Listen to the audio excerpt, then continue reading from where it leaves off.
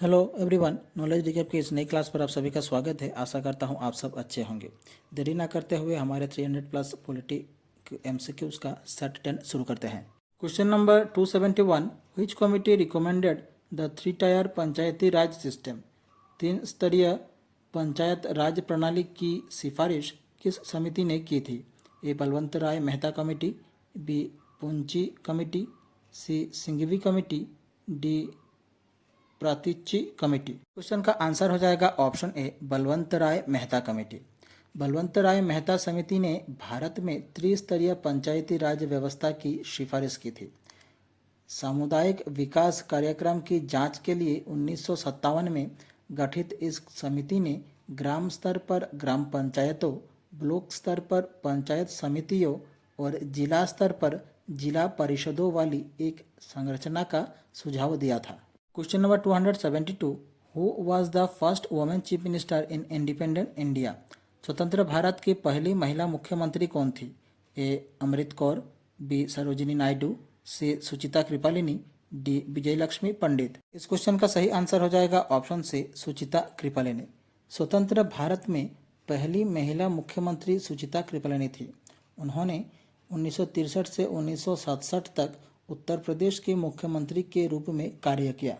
Question number 273, the legal advisor to the state government is called? राज्य सरकार का कानूनी सलाहकार क्या कहलाता है? A advocate general, B attorney general, C solicitor general, D state public prosecutor. इस क्वेश्चन का सही आंसर हो जाएगा ऑप्शन ए एडवोकेट जनरल। राज्य सरकार का कानूनी सलाहकार को एडवोकेट जनरल कहा जाता है। Question number 274, what is the maximum number of members A state legislative assembly can have? राज्य की विधानसभा में अधिकतम कितने सदस्य हो सकते हैं? ए 400, बी 450, सी 500, डी 600। इस क्वेश्चन का सही आंसर हो जाएगा ऑप्शन सी 500। राज्य की विधानसभा में अधिकतम 500 सदस्य हो सकते हैं। Question number 275, who is authorised to transfer जजेस from one high court to another? एक उच्च न्यायालय से दूसरे उच्च न्यायालय में न्यायाधीश का स्थानांतरण कौन करता है? A president, B chief justice of India, C collegium of supreme court, D law minister. इस क्वेश्चन का सही आंसर हो जाएगा ऑप्शन ए प्रेसिडेंट। भारतीय संविधान के अनुच्छेद 222 के अनुसार भारत के राष्ट्रपति को एक उच्च न्यायालय से दूसरे उच्च न्यायालय में न्यायाधीश को स्थानांतरित करने का अधिकार होता है। क्वेश्चन नंबर 276, हाई कोर्ट जजेस hold office till the age of? उच्च न्यायालय के न्यायाधीश कितनी आयु तक पद पर रहते हैं? A 60 years, B 62 years, C 65 years, D as long as they desire. Question का सही आंसर हो जाएगा ऑप्शन बी 62 ईयर्स। उच्च न्यायालय के न्यायाधीश 62 वर्ष के आयु तक पद पर रहते हैं। Question number 277, the chief justice of A high court is appointed bye? किसके द्वारा उच्च न्यायालय के मुख्य न्यायाधीश की नियुक्ति की जाती है? A president, B governor, C chief minister, D prime minister. इस क्वेश्चन का सही आंसर हो जाएगा ऑप्शन ए प्रेसिडेंट। भारत में किसी उच्च न्यायालय की मुख्य न्यायाधीश की नियुक्ति भारत के राष्ट्रपति द्वारा की जाती है। यह नियुक्ति भारत के मुख्य न्यायाधीश और संबंधित राज्य के राज्यपाल के परामर्श से की जाती है। Question 278, Panchayati Raj is organised at? Panchayati Raj किस स्तर पर लागू होता है? A block level, B village, block, district and state level, C village, block and district level, D village and block. Question का सही आंसर हो जाएगा option C village, block and district level. Panchayati Raj village, block और district स्तर पर लागू होता है। Question number 279, who appoints the union public service commission UPSC?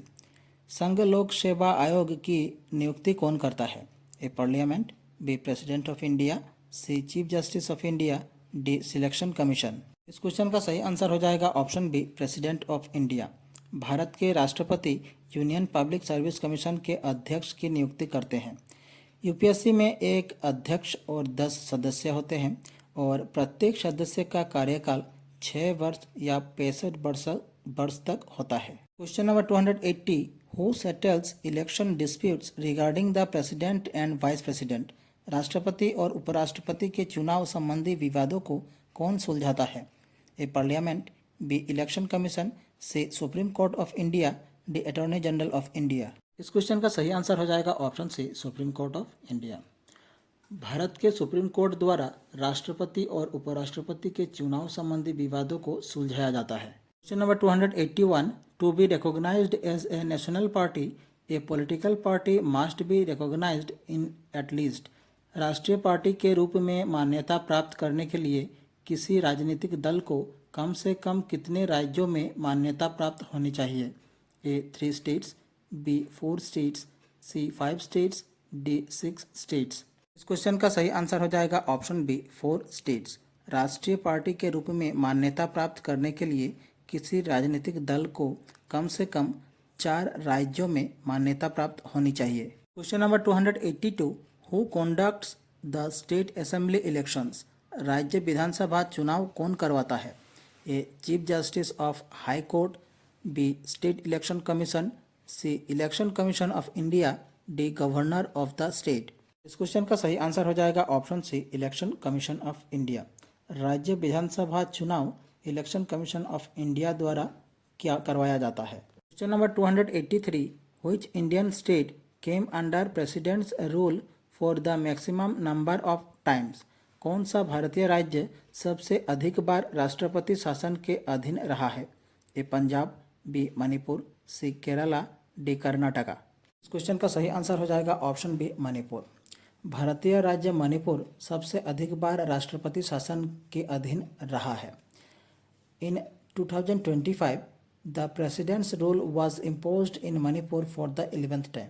मतलब 2025 के मुताबिक मणिपुर में अब तक 11 बार प्रेसिडेंट रूल लग चुका है। Question number 284, how many times has the president of India declared national emergency so far? अब तक भारत के राष्ट्रपति ने कितनी बार राष्ट्रीय आपातकाल घोषित किया है? ए नेवर, बी ओनली 1, सी ओनली ट्वाइस, डी थ्राइस। इस क्वेश्चन का सही आंसर हो जाएगा ऑप्शन डी, थ्राइस। राष्ट्रीय आपातकाल यानी कि नेशनल इमरजेंसी का उल्लेख आर्टिकल 352 में किया गया है। भारत में राष्ट्रीय आपातकाल अब तक 3 बार लगाया जा चुका है। पहली बार लगा था 1962 में चीन युद्ध के दौरान, सेकंड टाइम 1971 पाकिस्तान युद्ध में, और थर्ड टाइम हुआ था 1975 को आंतरिक अशांति के कारण। राष्ट्रपति द्वारा नेशनल इमरजेंसी की घोषणा तब की जा सकती है जब उन्हें इंटरनल और एक्सटर्नल स्रोतों से ये या वित्तीय संकट की स्थिति से राष्ट्र को खतरा महसूस हो। Question number 285, in which year were both the 73rd and 74th constitutional amendment passed by parliament? 73वां और 74वां संविधान संशोधन संसद द्वारा किस वर्ष पारित किया गया था? ए 1989, बी 1992, सी 1990, डी 1995। इस क्वेश्चन का सही आंसर हो जाएगा ऑप्शन बी, 1992। 73वें और 74वें दोनों संविधान संशोधन 1992 में भारतीय संसद द्वारा पारित किए गए थे। 73वां संशोधन अधिनियम पंचायती राज संस्थाओं से संबंधित है और 74वां संशोधन अधिनियम नगर पालिकाओं से संबंधित है। ये 1993 में लागू हुए थे। Number 286, under which amendment was reservation for OBCs made in educational institutions? शैक्षणिक संस्थानों में पिछड़े वर्गों यानी कि ओबीसी को आरक्षण किस संशोधन के तहत प्रदान किया गया था? A 95th amendment, B 93rd amendment, C 94th amendment, D 96th amendment. इस क्वेश्चन का सही आंसर हो जाएगा ऑप्शन बी, 93rd अमेंडमेंट। भारतीय संविधान में 2005 में किया गया 93वां संशोधन वो संशोधन है जिसने शैक्षणिक संस्थानों में अन्य पिछड़ा वर्ग ओबीसी के लिए आरक्षण को सक्षम बनाया। Number 287, bye which amendment act was GST implemented in India? Bharat में वस्तु एवं सेवा कर जीएसटी किस संशोधन अधिनियम के तहत लागू किया गया था? A 104th amendment, B 92nd amendment, C 101st amendment, D 98th amendment. इस क्वेश्चन का सही आंसर हो जाएगा ऑप्शन सी 101st अमेंडमेंट। भारत में वस्तु एवं सेवा कर जीएसटी 101 अमेंडमेंट संशोधन अधिनियम के तहत लागू किया गया था। Question number 288, how many articles and schedules were there in the constitution finally passed by the constituent assembly.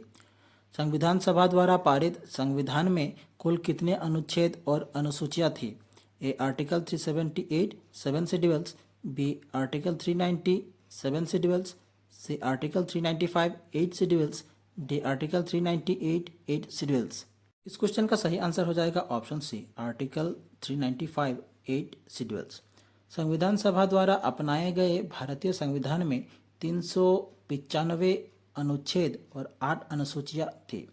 इसे 26 नवंबर 1949 को अपनाया गया और 26 जनवरी 1950 को लागू किया गया।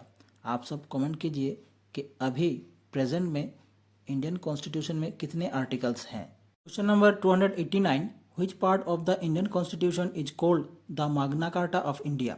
भारतीय संविधान का कौन सा भाग मैग्ना कार्टा कहा जाता है। A part 1, B part 3, C part 6, D part 4। इस क्वेश्चन का सही आंसर हो जाएगा ऑप्शन बी पार्ट 3।